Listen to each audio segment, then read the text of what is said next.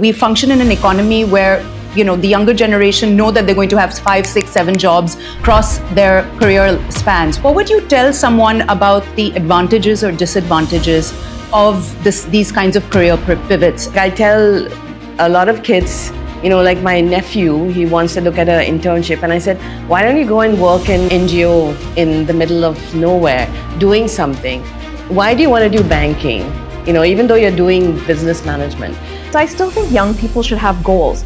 But if the goal doesn't work out for you, as in you didn't get into medicine, you cannot fall apart. So it's also our responsibility, show them role models that have taken zigzag paths, right? So you can be a chef and you can do math, and then you can go to banking, and you can also, if you really want later in life, start your own organization early or late. So the early days were not easy. They were full of hurdles like anything you start out on. So what was some of the big hurdles you faced and how did you overcome them? We lost a big chunk of our money in the 2001 .com bust. And we had started very much with raising a fund, wanting to support organizations.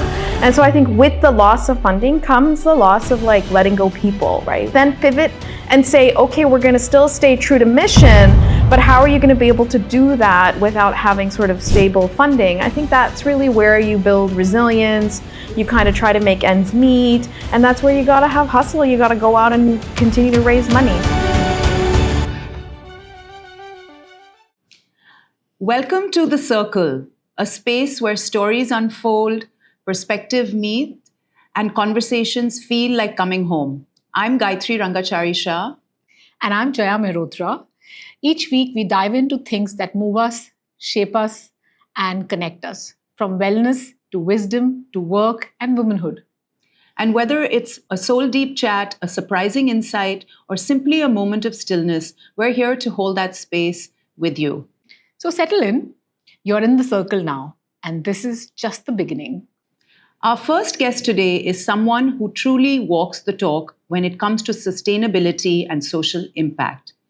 Vijaya Pastala is a trailblazer, a seasoned CEO and social entrepreneur who's reshaped how we look at rural livelihoods and community-based agriculture in India. She is the founder and CEO of Under the Mango Tree, India's first single-origin honey brand. Our next guest today is Neera Nundy, a driving force behind one of India's most transformative philanthropic movements, Dasra. As co-founder and partner, Neera has been reshaping the landscape of giving in India since 1999. What began as a venture philanthropy fund has grown into a dynamic ecosystem, unlocking over $350 million in funding, supporting more than 1,500 NGOs and impacting over 180 million lives. Vijay, I'd like to take you back and rewind the clock a little bit. You were a South Bombay child, and you said that you were always exposed to rural India. Can you tell us a little bit about that? So technically not always a South Bombay kid. Oh, okay. So I grew up in a really small town in Karnataka called Shah, so it is a company town, where you actually walk through Jawari fields. And I used to go shooting, so wrong thing to say here, but with my dad, but when, one could shoot ducks and deer and blah, blah. So got exposed to that kind of life. And I come from a mixed heritage. So I've come from a Eurasian heritage. Always did not really know, when you are questioned about what caste you are, where's your hometown, never really had an idea. So your mother was, your father was is yeah. Eurasian. Okay. And my father is Andhra. Okay. So we just grew up confused. And after I finished cathedral, 12th standard, I actually took a gap year. So 1984. And I traveled because I really wanted to understand what India was about. And since then, I've actually invested time in understanding. Like when I went to Manholik, I wanted to do South Asian studies. But so I traveled as a hippie in 1984 when there was no internet. There was no internet. No cell phone. There was no what they call STD booths, and my parents allowed me to go, and the only thing was that I had to go to a post office and send them a telegram about where I was. And how frequently would you have to do that? I did that, I think, every new town. So I traveled 6 months, second class, and it was just like, I just got exposed to India. It was like one of the best things. One of the best things. My God, and I'm sure required a lot of courage and gumption. How old were you? You know, now as a mother, you think about it. But at that time, I think it was really, I mean, I think touch wood there was no scare. There was no scare. So after that, of course, you studied international relations at Mount Holyoke College and earned a master's in regional planning at MIT. What was your dream then? You said that you have this overriding passion for India. What did you think those degrees where did you think you would go with that? So I knew I wanted to come back. So that was, given. And then when I was in Washington, D.C., I was working at the World Bank. And then when the earthquake happened in Latur, I got the opportunity to come back on a USAID funded project. And that's how I came back. I always knew I was going to come back. I didn't know when it would be. Right. Yeah, I mean, I didn't know when it would be. Yeah. Neera, over to you, and let's start in the beginning for you. You were born to engineering parents in Canada, raised in Bangalore.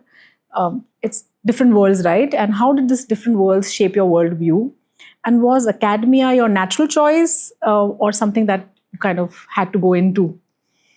So I should clarify, I wasn't really raised in Bangalore. I was sent to boarding school in Bangalore when I was 10 years old, only for 3 years.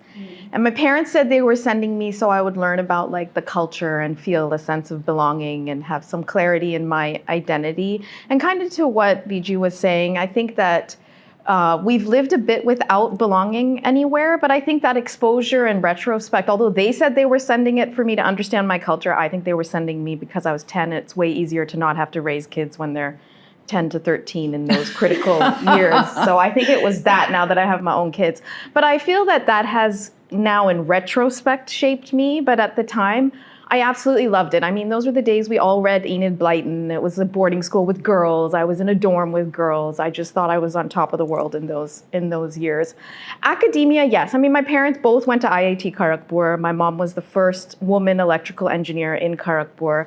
So when they immigrated, we were very much a middle-class Indian family for which studies, doing well in school, was an expectation. So both my sister and I absolutely had to do, if not engineering, then science or math. So.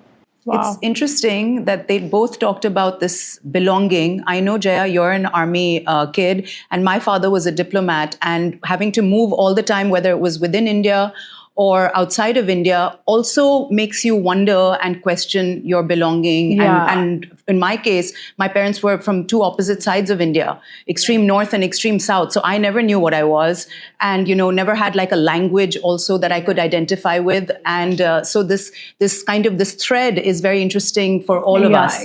As an army kid, I was raised all over the country, from cities like Mathura, Udhampur, and Hyderabad. So when somebody asks me, where are you from? I'll say, I'm from Agra, but I spent only like once in 2 years, 15 days with my grandparents in that city. So I don't know much about Agra, but if you ask me about Udhampur, I know everything.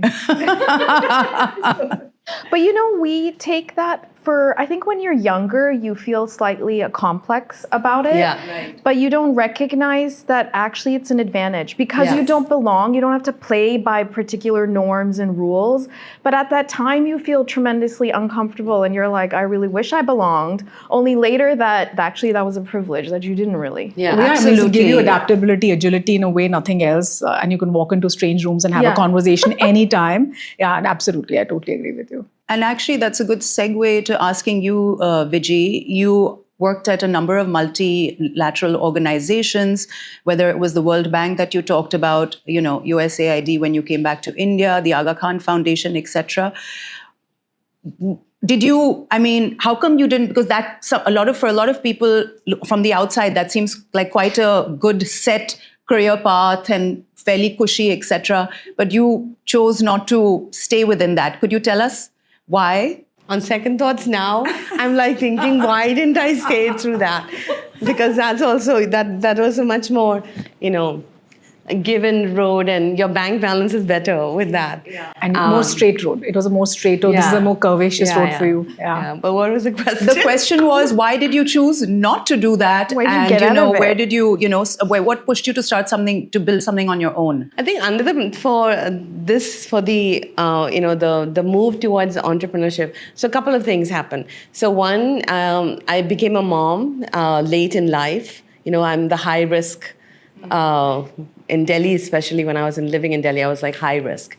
And work was plateauing. So work was really, I would get up in a hotel and I would not remember where I was, because all hotels look the same, right? Yeah, Delhi hotels, yes, all look the same. And then not Delhi, just general. Yeah. And I was working in Tripura, Indonesia, Himachal. So you're crisscrossing and traveling a lot. Yeah, and I used to come back to Bombay, leave Johan with mummy, and then go somewhere else. And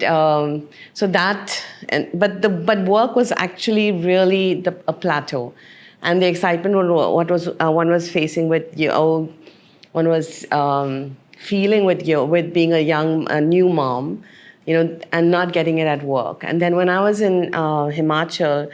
When I saw the work of bees, in an apple orchard, and it was such a simple idea, and nobody was doing it. So it was like, so there was no catalytic moment. It was just like, oh my God, this is such a simple idea. It will make such a big impact for the people, because I used to work in rural development. And so, why not do it? So that was literally how it kind of started, and I think it all came together. So it's like the jigsaw puzzle kind of formed, because it was what I was going through as a woman, the ecosystem of my career, and then the fact that this was such an easy, it was such a simple idea. Yeah. And could you just tell us in a nutshell what the idea was? So basically, the idea is facilitation of pollination. So, when farmers are on the farm, you have better seeds, better fertilizer, better irrigation. They put all their love and money and energy into making the farm thrive, hopefully successful. But then when the flower comes into bloom, nobody does anything. Right? You wait for God and for pollinators to happen. But what this is where you put one bee box on a farm. Bees only roam 2 kilometers from their hive. And in one bee box, you have between 30 to 60,000 bees. So actually what you're doing is that if you have 100 flowers, normally you would have about 10 to 15 flowers that get pollinated. And now it's even worse, because now bees are declining and pollinators are declining. But if you have a box of bees, imagine you have 100 flowers, all the flowers get pollinated. So the impact on the harvest is, and the income of that farmer. So simple idea. Which you have tracked that data. We'll come back to that. Yeah. And Neera, for you, your exposure in grassroots India started with your mom's school for Adivasi kids in Kharagpur. How did that early childhood influence who you've become today? So I think there are a lot of different things that influence us in our childhood, that it's all in retrospect. So I would say that I grew up in Canada. I never imagined in a million years I would come back to India, despite having done boarding school. So there were a few places with which I did have a reconnection with India. It was boarding school. Then my summers in college, I came and worked for an investment bank here in Bombay on my own. And then my mom started the school because IIT Kharagpur gave her some land to start a boarding school actually, for children who were in adjoint villages. So basically it was kind of a contrast to have IIT, such elite education, in some ways privilege, and on the other side of the railway tracks have kids who didn't even have government schools. So my mom said, let's use the land that IIT's given to kind of start this school. And I I didn't know any better. I was like, oh, well, I'll come in the summers and come and see it. But I think that's really where, see, we live very privileged lives in India, right? You could be in South Bombay and never see anything, frankly, in the rest of India. So I think even though I made trips and came to India, it was the first time I saw rural India. And this was deep levels of poverty in West Bengal that many people don't see, that you get exposure to. And I think that kind of shaped more for me to know that these kinds of communities exist in the country and actually this is how they live. To be honest, this was the time that microfinance actually just started picking up. And that was also a time where I started moving into working in investment banks. So kind of the combination of my mom running the school, going back and forth, doing simple things like trying to teach English, trying to teach math, but connecting it back to other things that I was being exposed to, I would say all of that kind of shaped me. And did your education, because you went to Harvard Business School, did you think that when you were at business school that you would pursue something in sort of that would try to combine the exposure that you had from, coming and visiting the school in rural India, plus your investment banking background? Did you think you'd marry those two? No, I didn't actually have that much foresight at all. I mean, I wanted to be a doctor. I thought the only thing you could do was to be in medicine, and everybody at that time in the US and Canada, Indians were all trying to be doctors at that time. So I thought I was going to go to medical school, and that was the only way. And then I started doing math, and then I was like, wow, there's this thing called business. It's so easy. You put your hand up, 60% is participation for your grade, unlike what math was.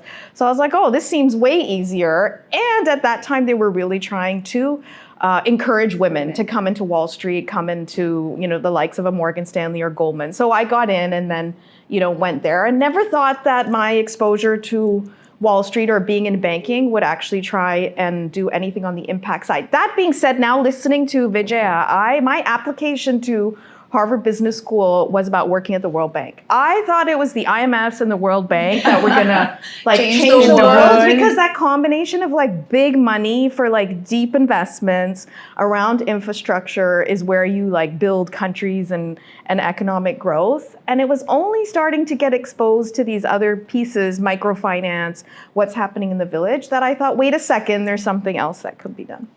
Right.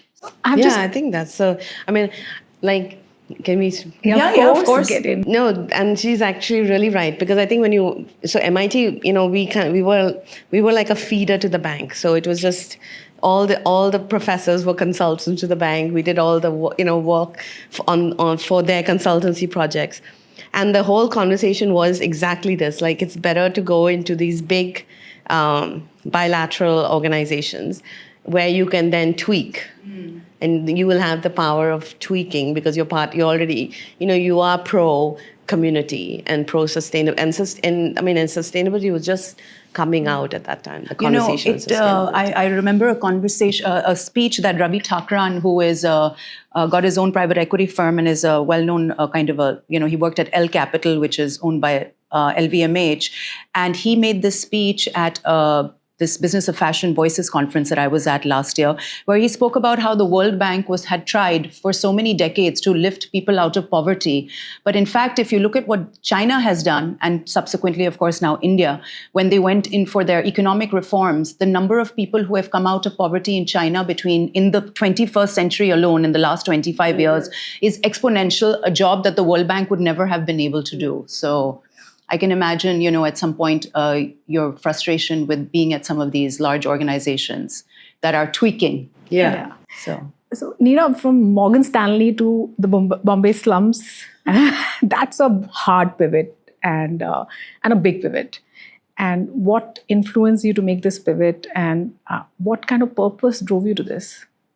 When you say it like that, it sounds very dramatic. To be honest, it sounds way more glamorous or whatever it was. I wasn't giving up a whole lot. I was 24, whatever. When I graduated from business school, I was 27. So one's not you feel maybe that it might be kind of dramatic, and I'm sure there's folks who think at that age it's like so traumatic or dramatic to make these big shifts, but it didn't feel so drastic. But I have to be honest, what gave me a lot of confidence, which is kind of sad in some ways in retrospect, is because I got into Harvard, right? And I spent some time in New York. It gave me a huge amount of self-confidence. Basically that I could do whatever I wanted, and if it didn't work out, someone will hire me. See, for me, it was all about, can I have a job? I wanted a salaried job, and it sounds so trivial. I wanted to wear nice suits. I wanted to be able to buy brand name suits was like an aspiration. It's embarrassing that I'm saying this. It's a good aspiration. So I was like, check the box, Morgan Stanley. I can have nice suits, and I'm making 6 figures more than my parents ever made. So you're also left with like, okay, now what? And it's also a timing thing. I think at that time, people started to encourage shifts that were not, the straight line. Everybody from investment banking would go into a private equity fund, or you would go to business school. I was like, private equity fund seems like whatever. Oh, let me try business school. Oh, I got in. Oh, shit, I better go if I got in. Yeah. But to be honest, it was a combination of that. But I also met another analyst who then ended up being my husband. And we both actually came up with this idea of Dasra. So I have to admit that there was something about the two of us doing this together that did inspire me after business school to say like, oh, let's give it a shot. It looks like he's making a difference. Why don't we do this together?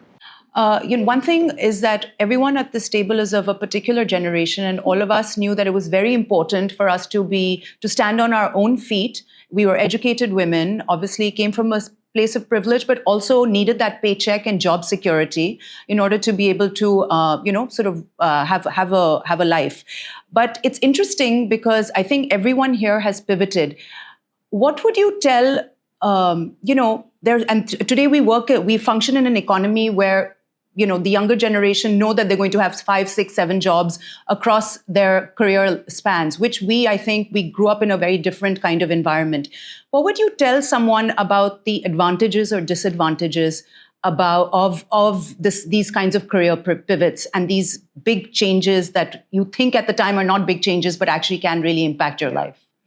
If I looked at a resume and I saw a resume, so I had a colleague who I hired, and her resume was that she came from engineering. She was from a Gujarati, traditional Gujarati family, went to France for her master's.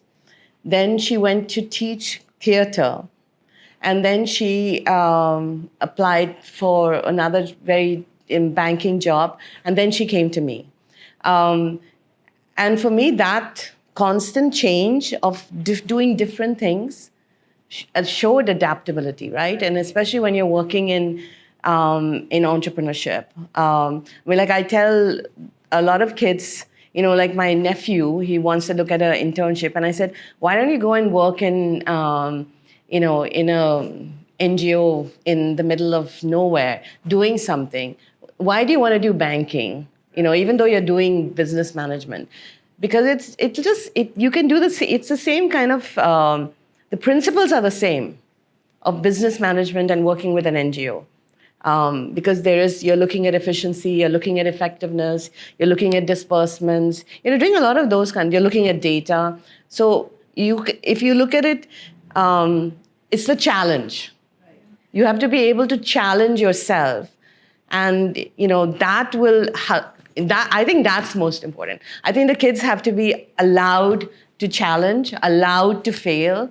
I think we're not given enough time to, I think as parents, I know myself, you don't allow your kid to fail. You want to be like you have to do the 10th standard, you have to do the 12th, those kind of things. Right. I just want to add to what you said, while you write, but I think these two careers require such different motivation and different purposes, right? What a banking career needs versus an NGO career needs. There's a lot of overcoming of obstacles. See, in the banking career, things are really laid out, processes are laid out. In an NGO career, a lot of, you have to be very not self-driven. Not just NGO, but I think it could be social impact or any entrepreneurship. Or even chefs or anybody. Yeah, it requires a lot of self-motivation, self-direction, and execution that comes from a lot of rigor that you've developed in life. So I would say that it's not as easy a pivot or an as easy a choice. Means I've done same pivot myself now. We're running a social impact company, and I know the kind of means I'm sure Gayatri and me, with all the privilege that we came from, are not used to the rejection and no's we've heard in the last 6 months, and it was shocking. That's okay. Journalists are constantly being rejected. Yes. So I would just like to know that, while these pivots look like natural pivots, but they come with some hard choices. I don't know if they're not natural pivots. I also don't think there is a significant difference. It's the perception, how society sees banking and how society sees doing NGO impact work is different, and we play that on ourselves when you make those pivots. And so I guess, banking's not easy, right? And it's not that structured. In fact, I would say it was even harder when you're a woman, at least in those days, to be in banking. And so it's certain life skills, like to Vijaya's example, it's life skills that are more and more important. And they're universal set of skills that, irrespective of what company or what sector you're in, leadership is looking for these life skills, and those are like resilience, hustle, adaptability, analytical skills, and some competencies are universal that people need and kids need, and that's about exposure. So the more you protect your children, the less they're going to be exposed to things. So I think exposure, getting them into different communities, sectors, that's the zigzag path that we should encourage from younger days, and that therefore gets easier when you're older. But I do think people should have goals. I don't believe that it's about a free spirit, whatever you feel like doing, you kind of do, and then we all support our children in those free spirits. I still think young people should have goals. But if the goal doesn't work out for you, as in you didn't get into medicine, you cannot fall apart, right? You don't get into an Ivy League school and you thought that was going to be your dream. It's not the end of the world. So it's also our responsibility, show them role models that have taken zigzag paths, right? So you can be a chef and you can do math, and then you can go to banking, and you can also, if you really want later in life, start your own organization early or late. So I think that exposure is really important. And I think this is the ecosystem, right? It's also the ecosystem. As an individual, like my parents always allowed me to do things. And you use this word allowed a lot of times, and I love it. And and a lot of our generation needed permission from our parents to do things. And that's not how the current generation would think. I can just turn the camera around, and if I use the word allowed to them, they will actually rebel against that word. Who's going to allow me? I'm going to do whatever the hell I want to do. And I think that's I think in certain stratas of society, yes, Jaya, but not always. But I think you're right, because it is true that we did seek our parents' approval. But I think hugely cultural. Yes. What Indian parents don't, part of the religion insists on parents are your God. Right. That's a little extreme in my opinion, but there's a lot of respect for what parents provide for you. So I do think that there is a universal cultural aspect that plays into But this. I think Jaya's point is that young people are somehow rebels. No, it's reducing. And also I think the permission is no more external, it's more internal. What permissions are you willing to take for yourself and the choices you're willing to make? So I think somewhere, at least for me in the last 10 years, I have stopped taking external permissions, but choosing to have internal allowance and permission. I don't care a damn who allows me. And so the question to ask is, what enables you to do that? Because for us as women, there's very few women, it's challenging. And so what gave you that courage, that irrespective of your parents saying, no, you can't work, mobility being a real challenge to get around, safety being issues, you're still like, I will do this for myself. I think we don't ask enough what enables that. Like, what enabled that for you? No, and it's also, I think exposure is, I was just thinking, I was 11 when my mother sent me to my you went to boarding. So my mother, I used to run away from home. So when I was 11 years old. Wow. So I would run away from home. So my mother sent me to my grandmother in Berlin. And my grandmom, because she's, she's German. So it was like, she's like... Cracking the whip. Yeah, she used to do that. So, I was really kept tightly. But I spent 1 year in a new city, new country, new language. And it was, I mean, I think those are the small steps that help you on. So I agree. A part of yeah. it is exposure, but part of it is doing the work of self-worth and self-esteem. A lot of us look at the world to provide us the worth that we want. And I think for me in the last 10, 15 years, the self-worth became more Jaya, internal. I think that comes with maturity and age. Because obviously when you're younger, to your point, you want a sense of belonging, you want approval, you want everything. You know, you don't have that inner sense of self in a way to be able to say, this is me, I don't care if my hair is purple, pink, whatever. I mean, you know, this is who I'm going to be. I think that comes with time. And I think especially so for women, because we are conditioned, maybe it's true for men too, but I can speak from the female point of view, is that we are so conditioned to require external validation throughout our lives. External validation, approval, permission. And I think it's only over time, and maybe it takes you in your till your 40s or, you know, early 50s or something like that, where you're like, and that's why you're seeing all these Instagram reels of, you know, menopausal women who are like, I don't care, and, you know, all this stuff. Because I think it's true. Something happens to us internally. We're like, okay, you know what? Enough is enough. And now this is who I am. Take it or leave it. Yeah, so I've seen cases where women are separating or divorcing after 50 because what they thought their marriage would provide or the approvals they were seeking, they stopped seeking, and they just had a complete pivot to their entire life, not career pivot, and career pivot to their entire life. So many women I've seen who've gone through divorce in their 50s.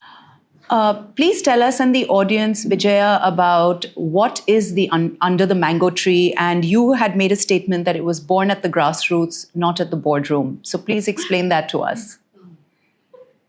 So the idea came from an experience I had. So I was actually I was working in Himachal, and I was staying in an apple orchard, and there were a lot of bees at that time because apples were flowering. Asked the question, like, why do we have bees, you know, here? And heard about facilitated pollination. So the fact that Himachal Pradesh actually is one of the few governments that asks beekeepers to come to Himachal during apple flowering season, and they pay the beekeepers to come because they understand the importance of bees in helping pollination for apples. So once that happened, I started thinking about, you know, what if we were able to do this, and what if we provided farmers training on beekeeping, and what if we provided a market for the honey. So that was the what if. So and that's how the model kind of came into the picture, where we actually train farmers on beekeeping. We work with only indigenous bees because what we found is that there are 100,000 types of bees, and there are only 5 bees that make honey, and there are only 2 bees that can actually be boxed, or now 3 that I know of. And those 2, out of that, the indigenous bees are more resistant, and they are more hardy, which is the same word, and found in nature. And because we wanted to work with tribal, marginal farmers, this was an easier option. And it's not migratory, so you're working on the farm with this. So you're supporting the farmer with bees. But from that initial idea that was sparked at the apple orchard in Himachal, did you have to go? Did you have to? I mean, you probably knew nothing about bees. How did you sort of take that idea and put it, execute it? And did you have to find people that you could kind of work with, etc.? So actually, the first when I wrote out, there was a lot of other things in play. It was not just the bees and Narkanda experience. There was like a whole bunch of other stuff that kind of pushed me into looking at entrepreneurship. So when I wrote the first white paper, because we're all somewhat academic, and one writes these papers, and so when I first wrote the white paper, it was not anything to do with bees. So when I first presented, so Neera was part of the panel where I actually had pitched the first idea of Under the Mango Tree. Really? So it was when was this? What year? So this was 2008. And so when I pitched, it was, so the name was already there, Under the Mango Tree. Because the idea came to you under a mango tree? No, it didn't. So because you were in an apple orchard. Yeah, so the name had come, so that's a different question if you want to ask later on. But, I already want to ask. But so basically it was, how do we create a market for all the products that are grown on farms to direct to consumers. So how do you do that? So that was the whole conversation. That was the pitch. But I think the biggest link was the fact that there was this pollination, bees, and honey link. But when I first pitched it to Meera and a couple of others who were on the panel, it was a whole bunch of other products, including honey to market, plus the bees for pollination angle. So that they were the ones who kind of said, let's not look at everything. This seems to be the really good theme. So focus on that. So that's how, it helped focus. And didn't know anything about bees. Went out and found people who worked with bees, and then started building. So, found another person who believed in the idea, and so she joined me, Sujana, and then we started just building the program, and got the first believers to fund you, and then that's how the steps started. Wonderful. Taking. Yeah. For some of us who don't know, Dasra is the foundation known for the NGOs, NGO for the NGOs. So that's an interesting way of looking at it. No? So just to understand, how does it work, and how do you decide who to partner with? So good question. How does it work? It's been a 26-year journey. And so Dasra has taken different shapes and forms. But to be honest, we really started Dasra to be able to support organizations and leadership like Under the Mango Tree. And we realized at first we thought, can we provide, because we started so young, we didn't actually have a whole lot of money. So it's not like we came from wealth to have a pile of cash to be able to fund organizations. We were sort of in between, like an intermediary. But I think we really focused on Dasra being a bridge. So we really felt connected to entrepreneurs, leadership, that were really trying to have social impact. And could we bring management skills was sort of where we first started, right? So could they think through how to build an organization, think of talent, some of the boring stuff that one takes for granted in the social impact space, but invests quite heavily sort of in the private sector. We thought, can we bring that kind of to the social sector? But then very quickly realized you can give all the advice and support you want, but if it doesn't come with money, then what's the point? They are still handicapped in some way. And so we said, let's start to work on where there is money, where there is wealth. And that's where we started working with companies, families, high net worth individuals, and starting to move money to these organizations. Yeah. Wow. And I'm sure the early days were not easy. They were full of hurdles, like anything you start out on.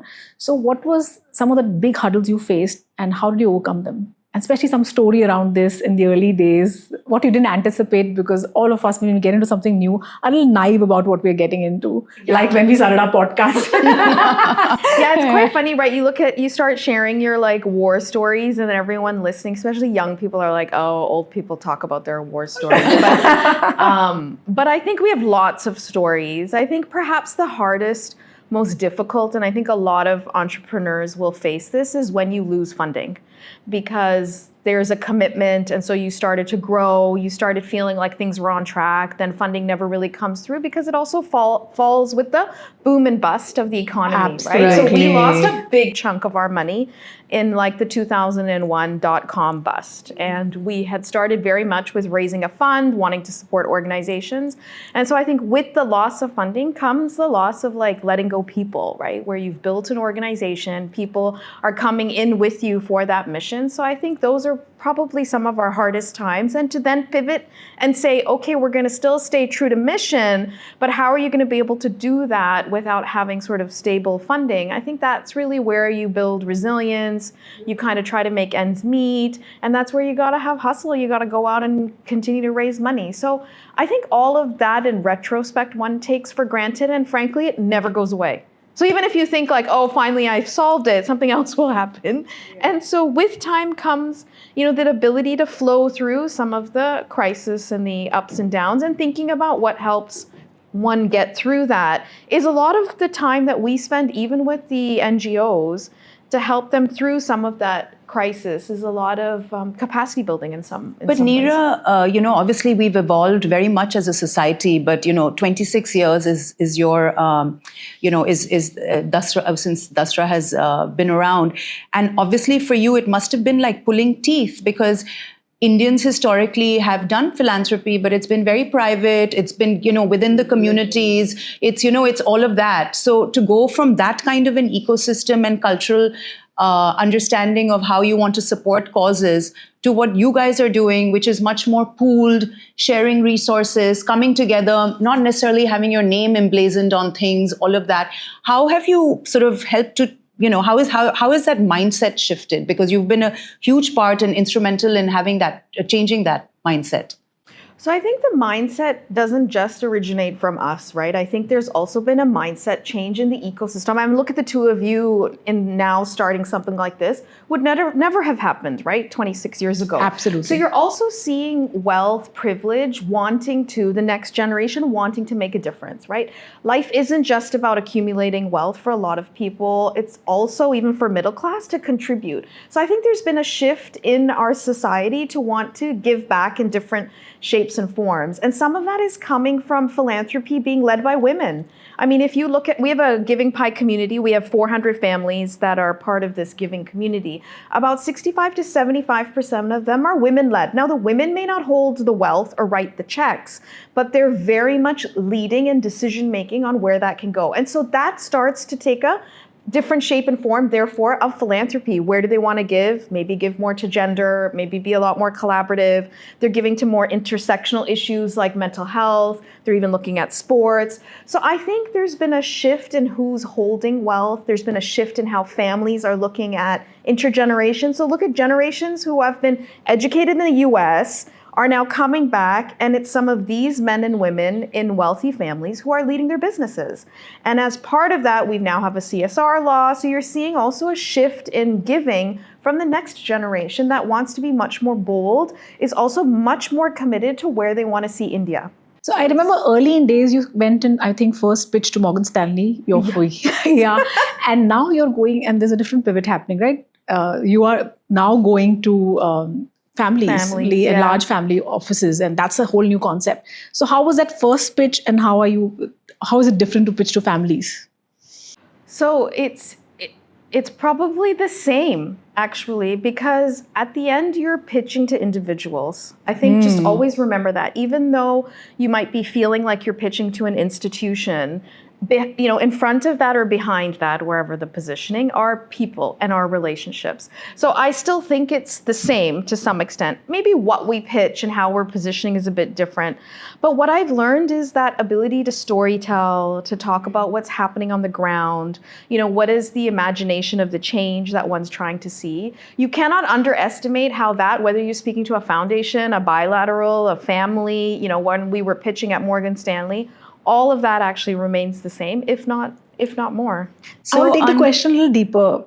What was the reaction at Morgan Stanley, and how long does a pitch cycle last for you? Because this is something I want to know, and I'm sure our viewers want to know that how rigorous it needs to be, right? How long will it play out for? Because I'm sure something takes 3 months, sometimes can take 3 years. Yeah, but it depends, right place, right time. Yeah. I mean, timing is everything. It is, but it is a long game. People have to play the long game. And we have seen from the first time that you meet someone, it takes 5 to 6 next follow-up meetings over the next 18 to 24 months before it converts.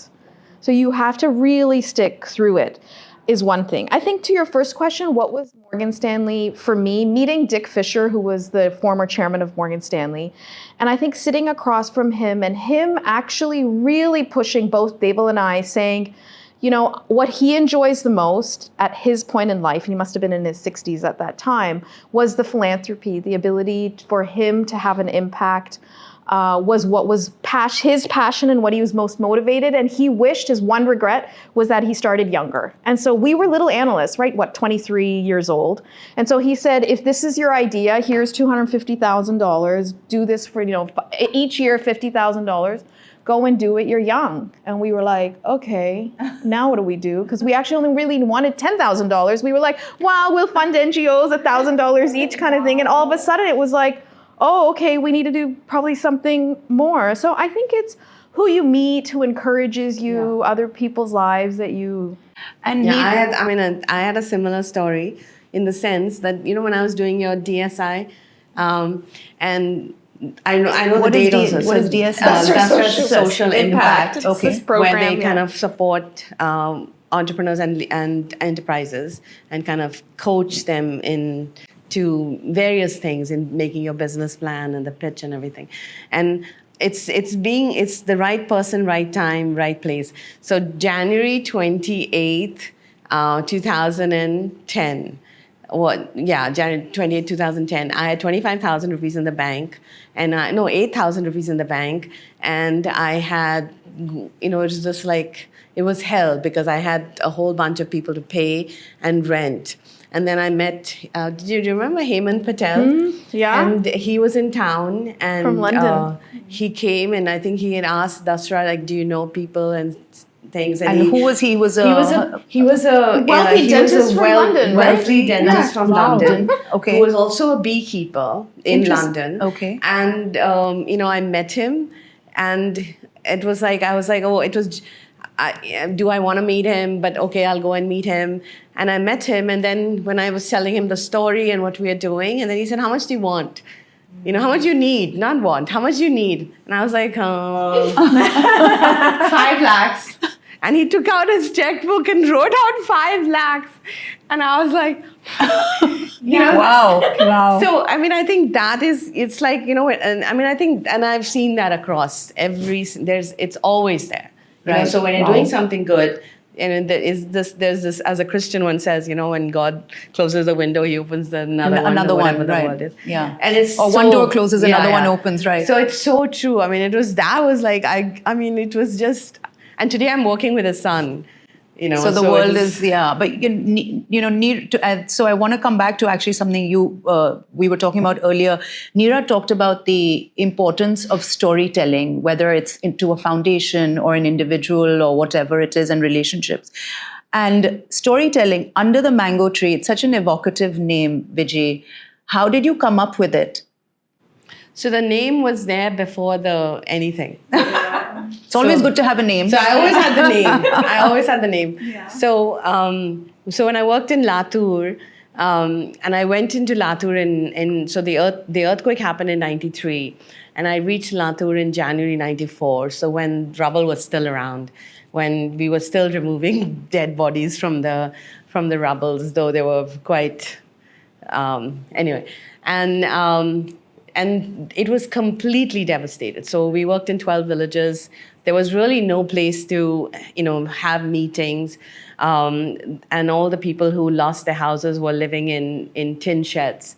And Latur is Marathwada, which is very, very hot. Right. So you really couldn't sit in these sheds.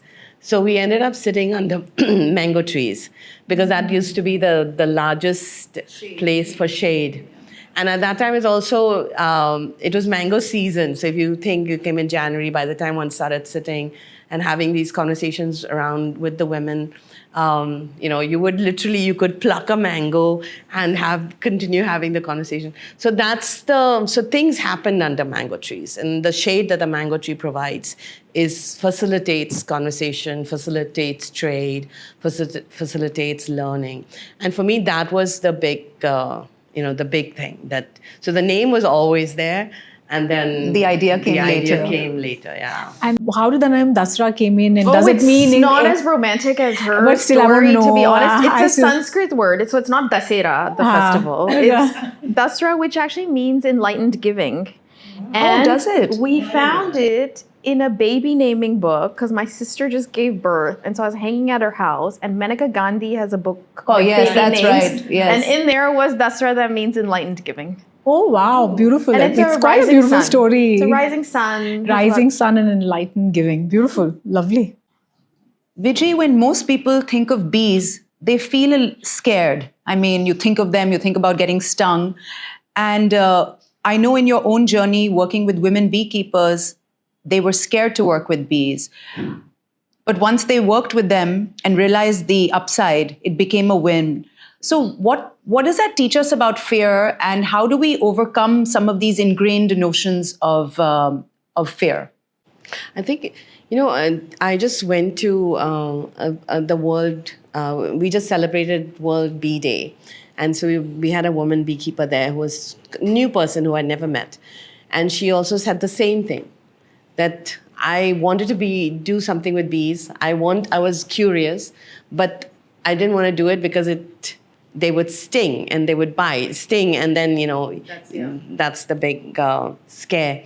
And then the trainer gave her a bee to hold in her hand. And this is the same statement was made by another woman from another village, a different part of the country. And that, her fear, but then when she had the bee on her hand, she realized that, you have to be you have to allow that to happen. And I think that's the whole thing. That's the ability to, or the willingness to be able to take a risk. Fear, risk, it's so connected. It's the same thing. It's right. It's that, my father, one thing that my father always told me, and I tell my son as well, is that take that first step. That's the fear, right? Because once you take the first step, the fear is, you've challenged it. Because then you won't know, it's taking that first step is the fear. Right. And I think that's the most important thing. It's the ability to take that first step. Yeah. Because then you've taken more steps. The only way is through. Yeah, that's critical. Right. So I think for the young kids or for the newer generation, we should be willing to tell them to, allow them to take that first step. Right. I think that is the importance. It's interesting. Courage and risk taking is also muscle.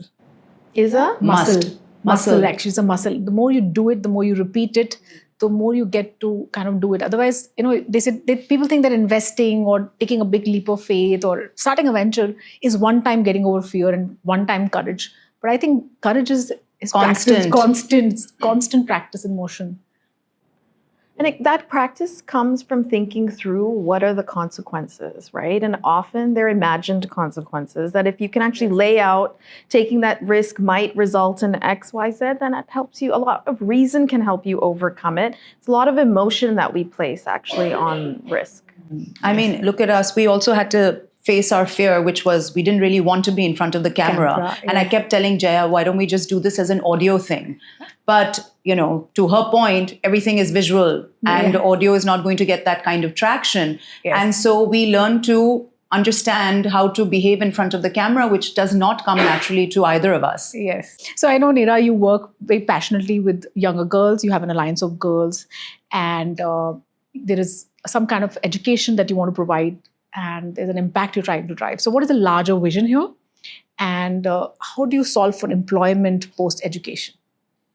So your last question, how do you solve employment post-education, is a major challenge for India, irrespective of whether for girls or boys or whomever. So I think that's a separate question to answer. I think for us, the journey of recognizing that we need to invest in girls, especially adolescent girls, in the age of 10 to 19, came from it being very underinvested, for it being quite an invisible group, right? This is the group that ends up getting married very early, having therefore early pregnancies. They drop out of school around grade 10, and so then their employability and likelihood of even agency basically diminishes. And could we therefore invest much more in a demographic? So I think what was unique at the time, which was around 15 years ago, that we started saying, let's invest in adolescent girls programs, really came from seeing that if you invested in this age group, you'll see tremendous outcomes and lift up, right? Whether it's nutrition of themselves and then their first child, which then affects maternal mortality or affects, child mortality. If you're investing in girls in this age, then they're staying in school, they're protected, they're being protected not even from their communities, but they're also being protected from, sexual reproductive health issues, menstrual hygiene. So it's a very vulnerable age. It's also the age with which we as girls, irrespective what community and background you come from, you get normed. Right? So to sum what you were saying, right? It's really sad to see girls, we are as strong in math and science in those first years. Absolutely. It's between grade 5 and grade 8, well, all of a sudden you opt out because you don't want to be with boys anymore and you want to you're normed into this internal dialogue and trying to justify, and society starts to play these games with us.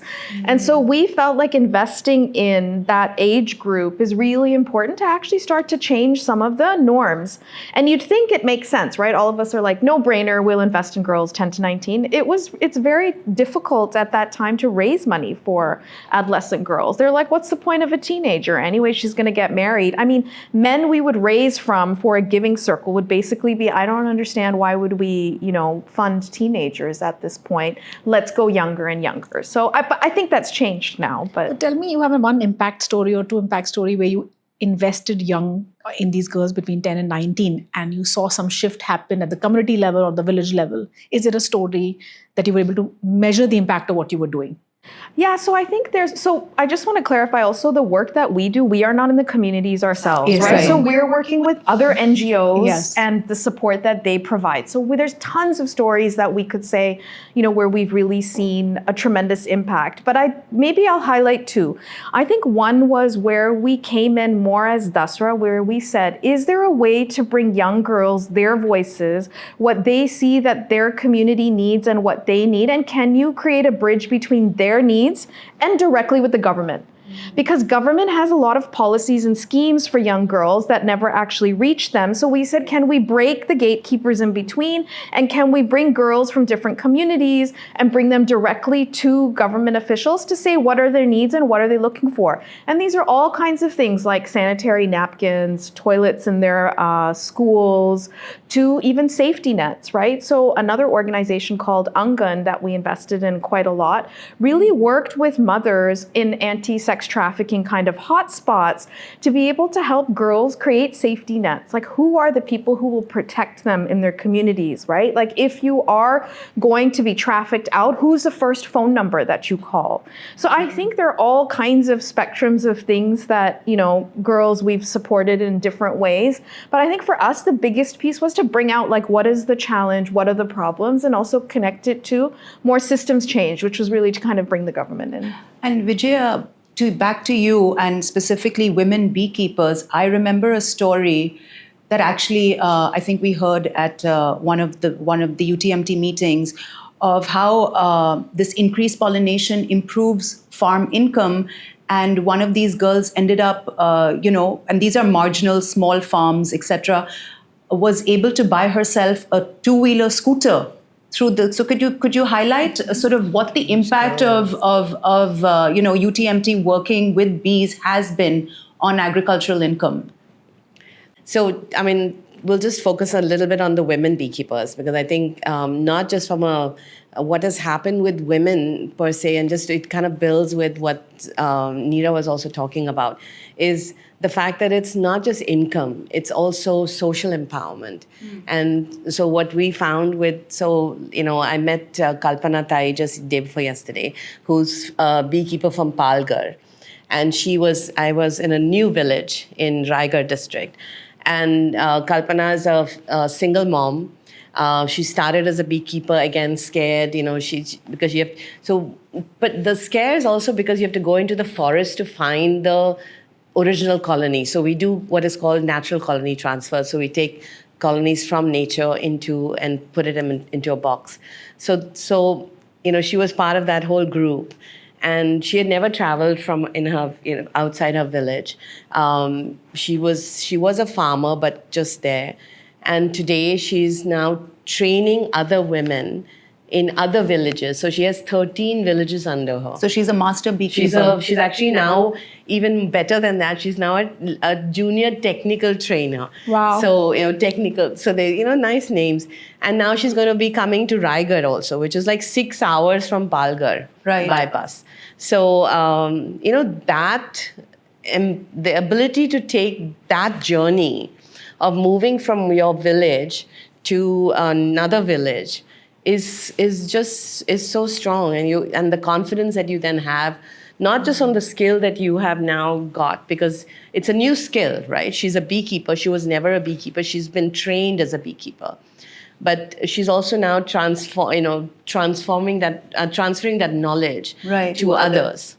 To other women. So she becomes a champion. She's a role model to other new women. Leader. And she's a champion to her own daughter. I think for me, the most critical, metric is the change in confidence, self-confidence. Right. I think that is the biggest change. But there's consequences to this, which we recognized in our work with adolescent girls, is we underestimate the backlash if you don't bring husbands, brothers, mother-in-laws along. So you can't just empower a girl or work towards their empowerment, because who are we to empower them?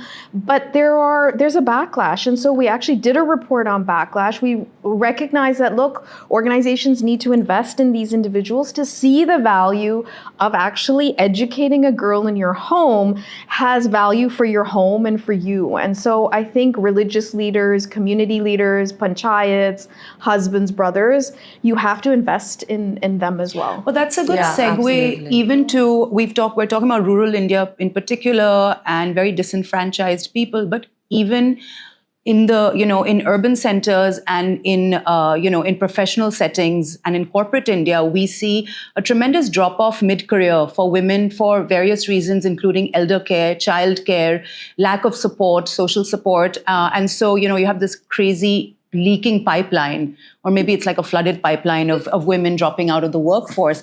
How do we sort of mitigate some of these pressures so that women can stay the course? Because it is that, I feel like that age group between 35 and 45, which is also, again, very vulnerable in that sector. It's the leaking pipe, or whatever the jargon. The broken ladder. But I think if you look at the ladder Analogy, example, what is really critical is not the broken ladder, but is to bring the ladder down to the next level. I mean, you have moved on, so take that ladder and give it to somebody else. I mean, I think that putting the ladder down, so that somebody else can climb. For younger women who are coming. So someone else can climb. But I think that is also an important. So it's something part. that it's something happened to me in a meditation retreat. I wanted a tagline. I know sometimes Gayatri doesn't like the word power, but it came to me: empower to empower. So I do feel women of power and influence need to give back to society and bring women who don't have the agency to bring agency to them. So you But just actually why said, is it only women? I think part of the No, problem it's not just women, and women. I think so. It's this whole the cliched statement which says it takes a village, but it does take a village. It is, and I think this is something I already shared with you earlier. Is as women grow in their journey as to become leaders.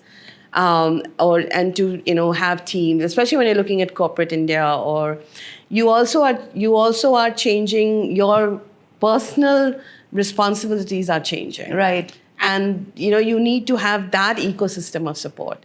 The system needs to support that's us, the point, right? Our social cultural system but it is cannot not. just be the corporate. No, it's not. It has to be the family unit. And, It has to be everyone talks everybody. about that famous story where Indra Nui had just been elevated to be the And she had to go and she had to go and buy buy the milk. milk. Yeah. And actually, I thought that was such a sad story. I didn't like that, and I got the point her mother was trying to make, like, leave your your title outside the door. But I don't actually think that's fair. Why couldn't someone else have gone out to buy the milk? You know what I mean? So I think the point is we need to have a paradigm shift as a society, and that is another maybe 25 years worth of work or more. But I also feel it's very, very critical is the self-confidence in the woman, because she has to be able to say,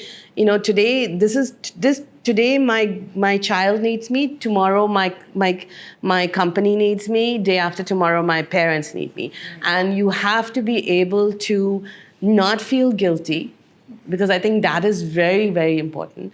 Because I remember, like, when Johan wanted more time and I was building under the mango tree, I used to feel so angry at him, and then angry at, so it's that. It's a catch-22. Actually, Indra Nooyi says this very well, that as a woman, you're in a catch-22. You are somebody who's very aspirational. If you sacrifice your career, you will be angry towards your children. And if you kind of take a very hard push on your career and somehow your children feel neglected, or not neglected, but they feel that, oh, my mom is working all the time, she's not able to come for so they're angry at you. So it is a no-win game. And she said that children will not leave a chance when they're teenagers to drive the dagger in. No, but I also feel it's like a pie chart. I mean, your whole life is a pie chart, and it's going to constantly change. And at every time of your life that it will happen. But I think it's You also don't agree? generational, right? And I think that we also have to realize that it's quite fluid. So I think it's gone now. The language of like find balance. There's no such thing as Yeah. Absolutely, balance, no way, right? no It's way. about 24 hours in a day, and you will emphasize different priorities at different times. But I think what we do need to do as women is recognize things that enable our emancipation, right? Like financial independence. Absolutely. Right? Hey, So I get a absolutely- freaking bank account, right? Understand that at the end of the day, if you have control of money in the household, you are and will feel empowered. And so if Absolutely. you are on a job and making money, I think we underestimate some of these things that give you that courage and confidence, right? So when the time comes and maybe things are not working out, you can be independent on your own. And so it has to be less about, I want to have a great career and I want my kids to love me. It's like some of these softer things, yes, but like really focus on some concrete things that give you that courage, confidence to make some difficult choices. It's all about choices Absolutely. at the end of the day. Financial independence gives you freedom and choice to be with people you want to be in the family you want to be, and that is the biggest enabler. And I think at WLC we're trying to have women create more wealth. You all have had a ringside view of, how things have changed in the 21st century in this country. We've had such a rapid, economic growth, as well as obviously it's constant churn, social churn that's happening in India. Do you feel things are better for the better today vis-a-vis what, where women are versus when you started out 3 decades ago or whatever? Let me add to that question. Leadership has changed, right? We're using the word leadership very much today, but I don't think so. We used to use this word 3 decades back. And so how has leadership of women and Indian women changed in the last 3 decades for you? How are you seeing it play out differently? I mean, are things better? Yeah. Let's just make it a big question. I would say from the vantage point of women. I think they're different. I knew that word was coming. I don't think it's better. I don't think it's better, but I think it's. There's so much more knowledge out there that there's some, and also the other thing I actually wanted to talk about was that you're talking about leadership, and I saw the notes, but how do you define a leader? Right. I mean, is the leader only someone who is, successful with so many people behind her and doing it? Or is the leader the one who's taking actually that first step? Because she's the trailblazer. So is that a leader? But with that definition, I think we are much better because there are many more first steps that so many more people, women, young girls and women are taking. I think we're better off. Right. I don't know if we're better, because I think if you think about well-being, if you think about loneliness, if you think about what women are going through and the choices they have to make to be a leader, it may not be better in the full all-encompassed sense, but if I prioritize X, Y, Z in my own capacity, yes, I might be better off now that I have more choice, I have more influence, I have more people supporting, I have a banking system. I can't believe you couldn't get a credit card in the US before 1974. Right? So there's like women. So there's like systemic changes that have allowed for women to be better off. Are we better? I don't know, because some of those choices, I think, have impacted us. One can say, like, I think about my mother-in-law or other mother-in-laws or other mothers from other generations who believe our gendered roles were easy. Right? Like, you knew the role you were supposed to play. You're supposed to have kids, you're supposed to look after them, and the man was going to, like, now you have more problems. yeah. And so now now you're fighting with people because you don't know what you're supposed to do and he doesn't know what he's supposed to do. I'm like, that's outrageous. True. Absolutely, yeah. You're so well said, yeah. And you used the word they're better. They're not better, but they're different. What would make you feel it's better? What needs to change for things to be better and not just different? What will be your measurement tool for saying things are better? So for me, I'll tell you, for me, it's, I might be better off. But like, for example, at the ground level, I mean, you still have, there's women are still going through, I mean, at the home level, they're still being abandoned, even after marriage with kids. I mean, there's so many structural and issues. Yeah. I mean, there's still from a caste angle they're not able to do something, or from a religious angle they're not able to do something. I mean, in a village school, you will still probably have. I mean, it's difficult to find a progressive teacher who might say, allow the girl to go out and do the flag for the hoisting, day, yeah. Flag hoist the hosting flag. on the Independence Day. So I mean, I think it's still there. It's not like I'd say two things, right? I'd say two things in the Indian context, right? Yes. I think one, if we could change the relationship between status and women working. As Yes. in, if you are of a high status family and your women work, somehow that looks poorly upon you. Right. We have so many highly educated women. If we could just break that one piece, I would say that. because in this country, that's a total That's the inverse. problem. It's a one, They're like, it's hi, she's going out to work. Like, I put my kid Ayush into daycare when he was 6 months. There was barely daycare in those years at that time, nor was it encouraged by companies. They're like, oh my goodness, how is someone in our family sending her kid to daycare? Why can't you keep her with someone at home? You can afford the help, blah, blah. So my thing is break this one. Second, Yes. access to finance.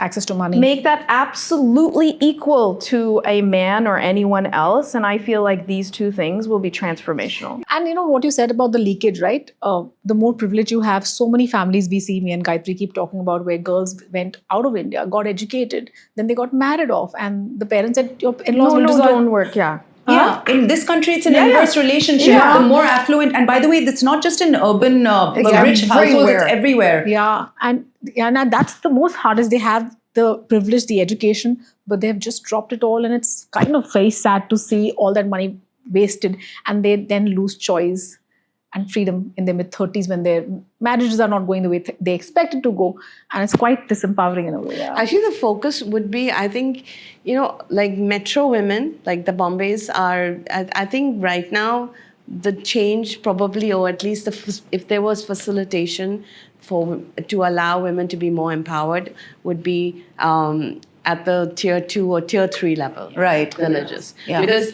they're seeing so much, but their ecosystem is not supportive enough to push that. And they're hungry. They want to. And They're so they've hungry. seen it. Yeah. They've seen it, but they've not been able to get that. They need enablement. They need some enablement. Yeah, and I think that they are the women who are facing the. I mean, we're not seeing it because Bombay's already gone through. I mean, the metros have I feel gone we through. see it, we You just think? don't accept it. Yeah. But I Imagine feel if women at this level with that much wealth, power, and influence. But there's wealth there also. No, it's not I one know, or the she- other. yeah, It's she's- not one or the she's other, but I'm saying saying that- you think it's better, but it's not. Yeah. No, I'm not saying it's as bad. That's to Jaya's point about, I mean, you're people- as trapped as a tier 2 city, but the structural challenges Yeah. are much more in these other In the cities. tier two. Yeah, Yeah. no, and very privileged women feel very trapped if they don't have financial freedom. While the family could be wealthy, but they don't feel financial freedom. They feel very So Oh, like yeah, kitty, every day. I don't know those women. So like kitty parties, I had no idea the whole concept of kitty parties, but that's all about women having flexible money. Yeah, because one person gets that pool Yeah. for the month. And so I joined a kitty party. They was like, what are you doing? And I'm like, I don't know. All the moms are hanging out, so I should also do that. They're like, no, they're doing it because of this. I was like, oh, this is the problem. You live in a very dichotomous world, right? We are all drinking Starbucks coffee while you enable farmers to earn 50,000 rupees a month. Oh, yeah, asking me. Yeah, and both of you, this is a question. You work at a very grassroots level where people are barely making ends meet, and then we cut to India, driving our big cars, having Starbucks coffee without thinking. How do you kind of make sense of this and make peace with this, with your own privilege, while working in a place where your one thing that you buy can buy you so much, and whereas your farmers are only earning 50,000 rupees a year? I feel kind of very hard to make sense of this myself. I made peace with it long ago. How? How and what? I mean, so like when I was in Latur, I shared this with you already, but when I was in Latur, I used to work really hard for with the women. I would live in one of those tin sheds, and then I would take the train and come back to Colaba and go swimming at the Bombay gym and have my beer, and then go back again Sunday night to live a life of working with widows. So it was really tough, It was really tough. It was like, and I think one went through this whole thing that, just because you're working in rural development, you had to wear jhola, khadi, you had to, go in second class. Look and behave all the of part. those, Yeah. the whole things. And I think, so that was you. I wrote a whole piece about being hypercritical and hypothetical, and I had two lives, and all of that. But I just feel like for me, what happened in the end was that I knew what I was doing. I knew that someone had to do it, and I knew that I was professionally qualified to do it, and so that was how I came to terms with it. And I also came to terms with the fact that I also needed to live my life and my lifestyle and had to be paid for it. So it's not necessary just because you are working in development where that you have to be, paid pittance. Right. And also be impoverished. Right. And that has changed, though, in some sense. In the early days, when you worked in an NGO, you also were paid pittance. Right. Yes. And I think that has it changed with That Bill has Gates changed. Foundation. They hired a lot of McKinsey, ex-McKinsey, and paid them But decent people amount of still money. don't allow. They, even donors still Don't like, yeah. don't like. They don't like admin costs to be too more high. than 10%. Yeah, right. That's not fair. Yeah. That's not fair because you're working with the With experts, with the real, Yeah. like the people. And who like it really or need to not, change. money is the motivation in any sector. Yeah. I don't think it's a dichotomy as much as it's going back to where we started this conversation around kind of belonging and identity. At least for myself, it's a responsibility that it's not an us and them, and that if you come from a certain amount of privilege, isn't it a wonderful opportunity to be able to use that for good, right? So it's less the dichotomy as much as it is a responsibility, but it's also, there's so much more of this blurring happening, right?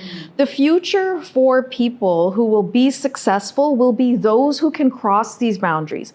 Can you sit in a boardroom and can you go and sit in a village and communicate and engage and connect with different kinds of people are the kinds of leaders that we need in this country. Right. It's not I love simply it. boardroom people. Absolutely. Or I think what you said is elsewhere. so beautiful. And it comes back to her point about storytelling.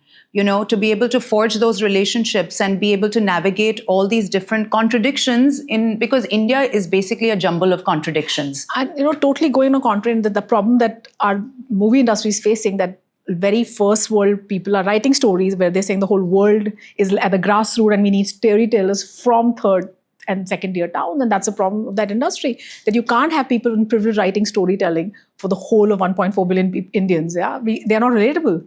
No, but it's also, what is also important, because I just realized this, is that in the early days, you had a lot of and it goes to the same thing they're talking about films, where you had a lot of donors who would come and, develop the program, and donors like the bank as well, that you will develop the program because you think this is what they need.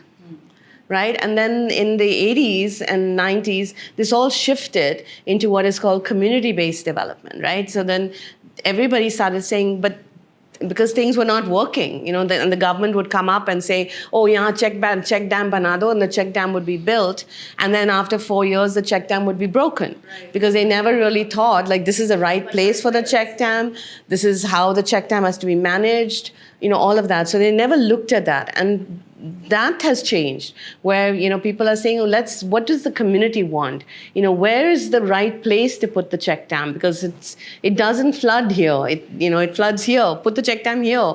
Those kind of things. So taking the community with you in planning, that has become important now. And so you now have communities that are building plans. So it's going from the grassroots up. Right. So it's not being top down. And I think that's the same thing. It's like your, the first word. Reality check, yeah. I'd like to end by asking you one powerful lesson that you could share with us that you've learned through your career journey. Neera, let's start with you. Oh gosh. I think it would be find things that give you kind of resilience or make you stronger. And it's not just dependent on yourself. So whether it's people, whether it's circumstances, I think to be able to pinpoint that, what it might be, and listen to that. And my second thing was don't always listen to your own voice. I also had two. So one was be shameless. Lovely. Just be shameless. I mean, I think that's the thing. You have to just be, shameless. Knock as many doors as you can. Ask for help when you need it.